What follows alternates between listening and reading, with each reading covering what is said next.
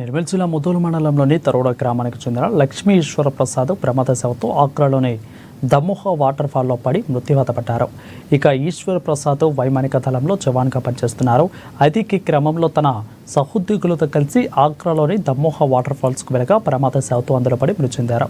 స్థానిక పోలీసులు వాటర్ ఫాల్లో కాలించగా మృతదేహం బయటపడింది. ఇక విషయం తెలియడంతో తరోడ గ్రామంలో విషాద ఛాయలనుకున్నాయి.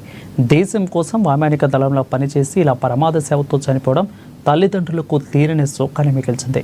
ఇక మృతదేహాన్ని రప్పించడానికి గ్రామస్తులు తరోడ మాజీ సర్పంచ్ ఎమ్మెల్యే పవారు రామరావు పటేల్ను కలవడంతో ఆయన కేంద్ర మంత్రి బండి సంజయ్తో ఫోన్లో మాట్లాడారు. తగిన ఏర్పాట్లు చేయాల్సిందిగా కోరారు. ఇక కేంద్ర మంత్రి స్పందించి సత్వర ఏర్పాట్లు చర్యలు ప్రారంభించారు.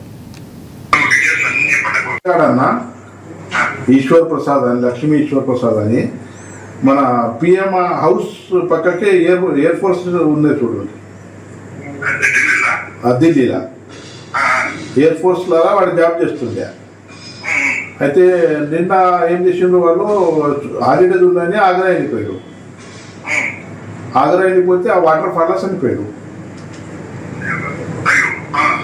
చనిపోతే ఇప్పుడు అక్కడ ఆగ్రాలో పోస్ట్ మార్టం జరుగుతుంది అట.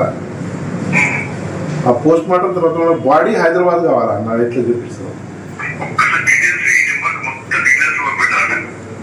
చెప్తానమ్మా. ఈ మన ఢిల్లీ నంబర్ చెప్తాను, పిల్లగారి పేరు చెప్తాను, వాట్సాప్ చెప్తాను. చెప్తాను మంచిది. హలో